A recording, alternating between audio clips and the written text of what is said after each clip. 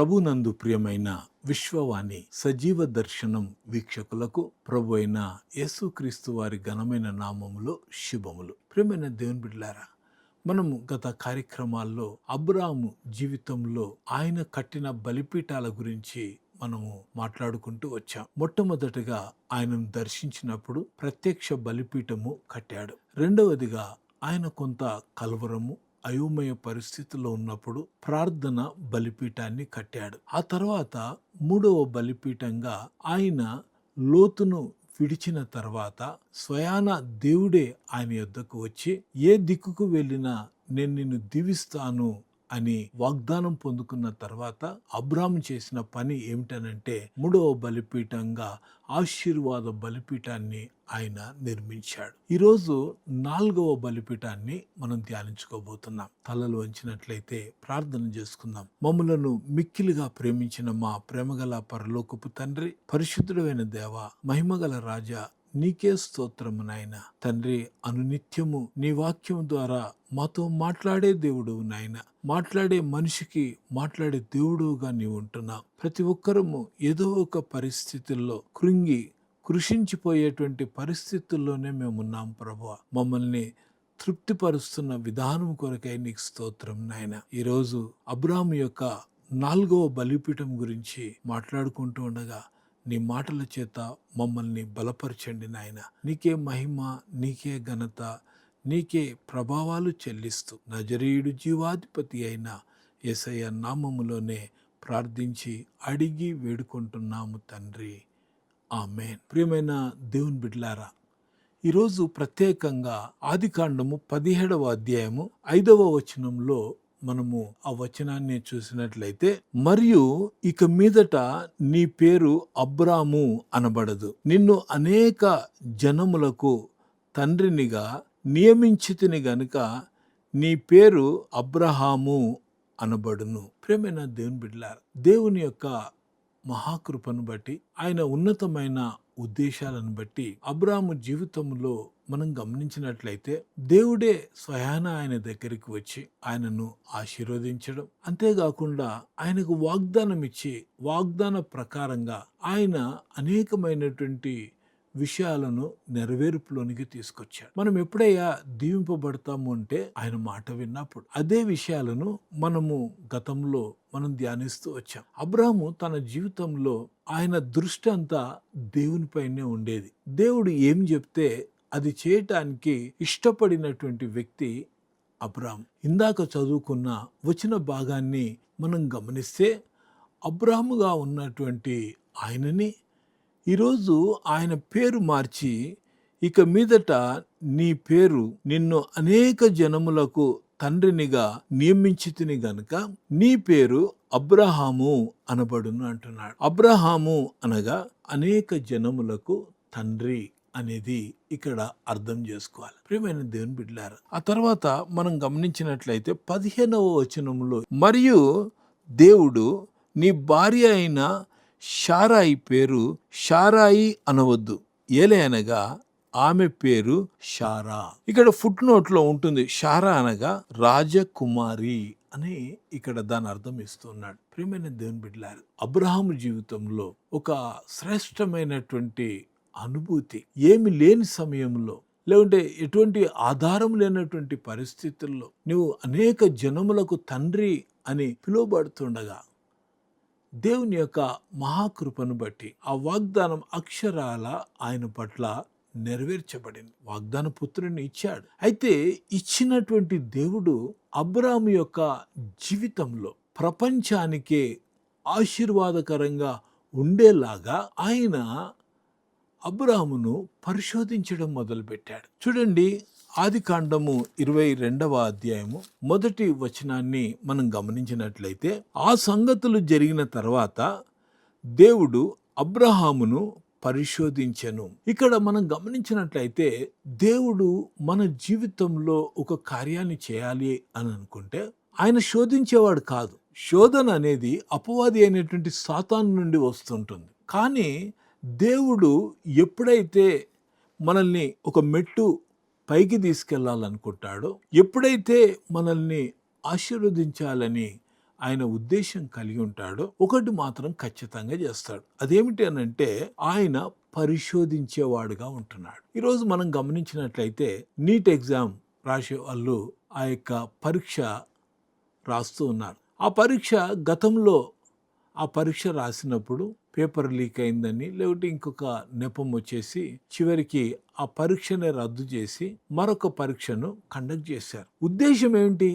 ఆ లీక్ అయినటువంటి ఆ యొక్క ప్రశ్నాపత్రం ద్వారా ఒకవేళ వారు ర్యాంకు సంపాదించి ఒకవేళ పాస్ అయినప్పటికీ వారికి నిజమైనటువంటి నైపుణ్యత లేకపోయినప్పటికీ ఆ మార్కులను బట్టి మెడికల్ సీట్ వస్తుంది. ఆ మెడికల్ సీట్ వచ్చిన తర్వాత అందులో వారికి అంతగా జ్ఞానం లేనప్పుడు వారు చదివినటువంటి చదువుకు తగినటువంటి రీతిలో వారు ఆలోచన చేయనప్పుడు ఓ దినాన్న వారు ఫెయిల్ అవుతారు. సక్సెస్ఫుల్గా వారు కొనసాగించలేరు. అయితే దేవుడు చేసేటువంటి ఒక అద్భుతమైనటువంటి పని ఏంటంటే ఇక మన జీవితంలో అపజయం అనేది లేకుండా మన జీవితంలో మనము ఏ స్థితిలో ఉండాలో ఆ స్థితిని గురించి ప్రభు అవగాహన కలిగి ఉన్న తర్వాత ఆయన చేసేటువంటి ఒక పని ఏంటంటే పరిశోధిస్తాడు. ఈరోజు అబ్రహామును జ్ఞాపకం చేసుకుంటామంటే ఆయన విశ్వాసులకు తండ్రి అనేది మనం చూస్తాం.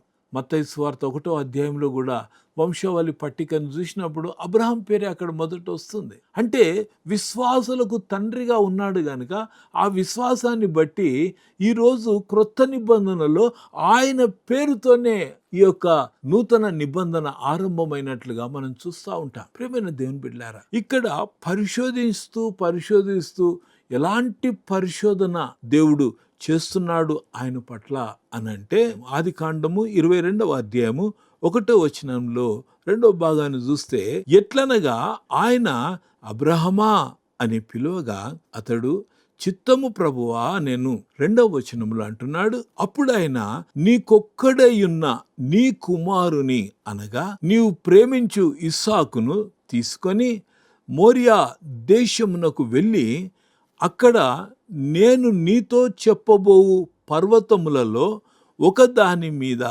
దహన బలిగా అతన్ని నర్పించమని చెప్పాను. ప్రియమైన దేవుని బిడ్డలారా, ఈ మాట వింటున్నప్పుడు ఒక మనిషిని బలివ్వమని దేవుడు కోరతాడా? అసలు ఆయనకు ఆ కోరిక ఎందుకు వచ్చింది?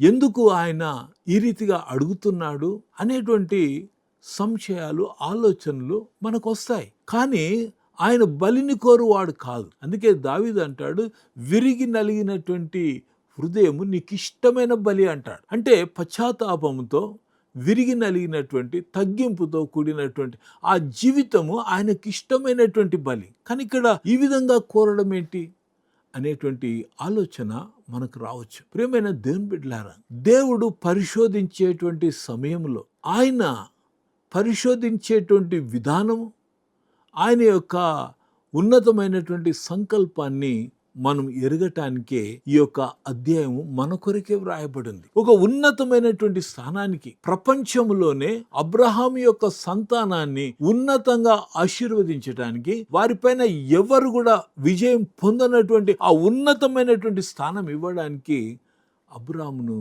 దేవుడు పరిశోధిస్తూ ఉన్నాడు. ఈ అద్భుతమైనటువంటి సందర్భాలలో మనం చూసినట్లయితే అబ్రాహాము దేవుడు చెప్పిన దాన్ని కాదనేవాడు కాదు. ఆయన అబ్రాహాము యొక్క విశ్వాసము ఎంతటిది అనంటే ఇచ్చింది ఆయనే. ఆయన ఎలా కోరుకుంటాడు? ఎవరైనా బహుమానం ఇచ్చారనుకోండి, ఆ బహుమానము ఇచ్చి మళ్ళా నా బహుమానం నాకు ఇవ్వు అని ఎవరైనా అంటారా? 127వ కీర్తనలో మనం చూస్తే గర్భఫలము యెహోవా ఇచ్చు బహుమానము అని అంటున్నాడు. ఆయన బహుమానం ఇచ్చి బహుమానం తీసుకోవడానికి ఆయన నరుడు కాదు, మనిషి కూడా ఎవ్వరు కూడా బహుమానం ఇచ్చి తీసుకోవడానికి మరలా వెనుకకు రారు. అలాంటిది దేవుడు అడుగుతున్నాడంటే ఆయన విశ్వాసం ఎంత గొప్పది అని అంటే ఆ పనివారితో తీసుకొని వెళ్ళినప్పటికీ మేము బలి అర్పించి వస్తాము అని చెప్పి మరీ బయలుదేరుతారు. అంటే అబ్రహాము యొక్క విశ్వాసము ఏమిటనంటే అడిగాడు గాని ఆయన చూసుకుంటాడు.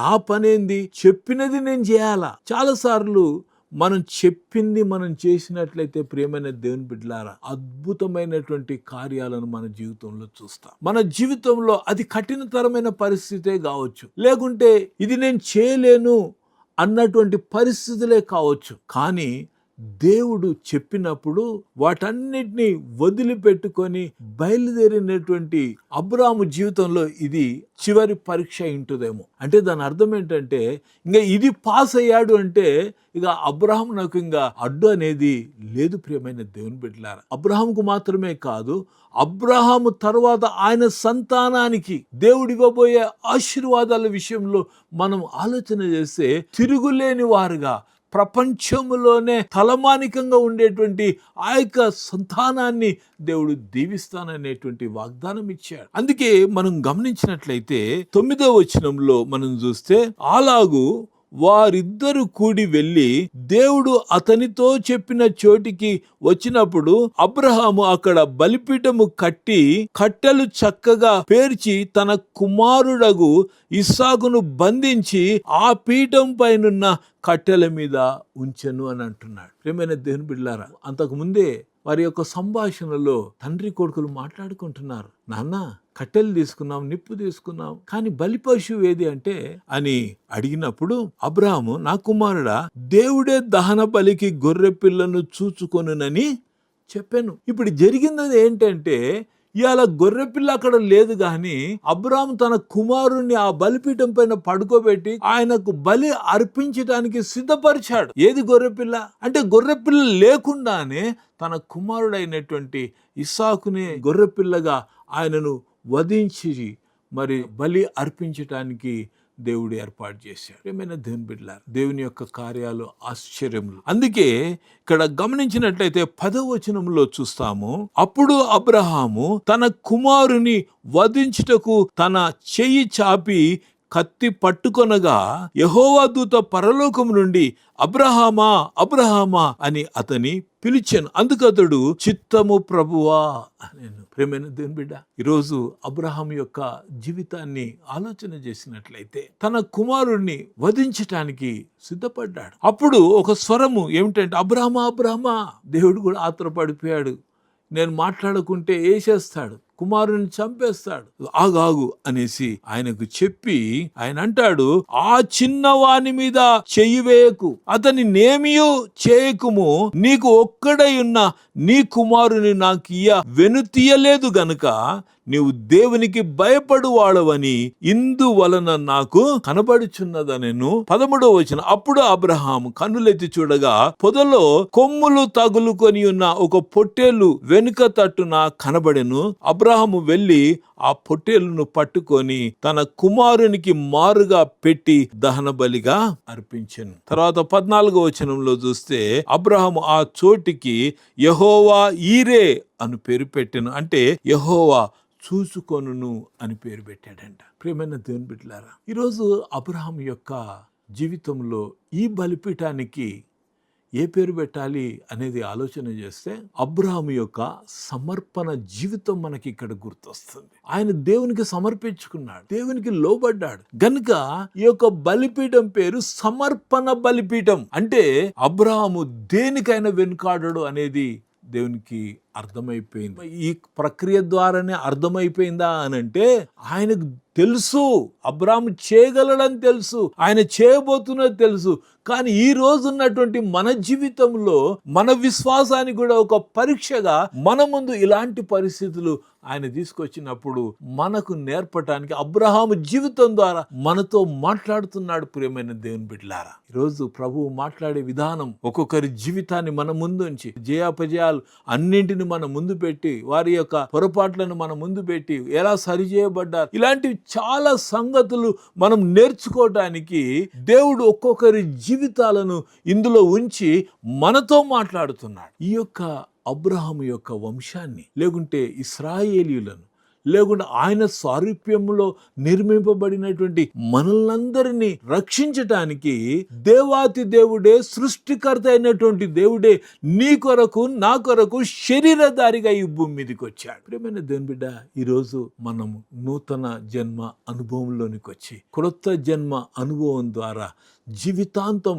తిరిగి ప్రభు రాకడ వరకు, లేకుంటే మన యొక్క ముగింపు వరకు మన విశ్వాసాన్ని కాపాడుకొని ఉంటే గనుక ఆయన రాజ్యంలోనికి ప్రవేశిస్తాం. ఈ సువార్త ప్రకటించడం, గ్రామాలకు వెళ్ళడం, లేకుంటే దేవుని గురించిన వార్త ప్రకటించడం ఒకే ఒక్క కారణం ఏంటంటే ఏ ఒక్కరు కూడా నరకానికి వెళ్ళకూడదు, ఏ ఒక్కరు కూడా ఆరని అగ్నిలోనికి ప్రవేశించకూడదు. ప్రతి ఒక్కరు కూడా దేవుని రాజ్యంలో ప్రవేశించాలనే ఈ ప్రయాస ప్రియమైన దేవుని బిడ్డలారా, మీ ప్రార్థన, మీ సహకారం, మీ ఆర్థిక సహాయం బట్టి ఈరోజు గ్రామాలకు వెళ్ళి సువార్త అందని ప్రాంతాల్లో సువార్త ప్రకటించడానికి ఒకే ఒక్క కారణం ఏంటంటే అందరూ పరలోక రాజ్య వారసులు కావాలి. అలాంటి గొప్ప కృప ప్రబిడ్డమైన మనకి, మన ప్రాంత ప్రజలకు, ప్రపంచంలో ఉన్న ప్రజలకి దేవుడు సహాయం చేయను గాక. ప్రార్థన చేసుకుందాం. మమ్మలను మిక్కిలిగా ప్రేమించిన మా ప్రేమగల పరలోకపు తండ్రి, పరిశుద్ధుడమైన దేవా, దయగల రాజా, సర్వోన్నతుడా, సర్వశక్తిమంతుడమైన దేవా, నీకే స్తోత్రం నాయనా. అబ్రహాము యొక్క సమర్పణ ఎంత గొప్పది నాయనా. ఆ నూతన జన్మ అనుభవంలో కొనసాగుతూ నీ కొరకు సజీవ సాక్షులుగా ఉండగలిగే కృపనిమ్మని నజరేయుడు జీవాధిపతి అయిన యేసయ్య నామంలోనే ప్రార్థించి అడిగి వేడుకుంటున్నాము తండ్రి. ఆమేన్. మన ప్రభు అయిన యేసుక్రీస్తు వారి కృప, తండ్రి అయిన దేవుని ప్రేమ, పరిశుద్ధాత్మని అన్యోన్య సహవాసం వాక్యమైన బిడ్డలందరికీ ఇప్పుడు ఎల్లప్పుడూ సదాకాలం తోడై నడిపించును గాక. ఆమేన్.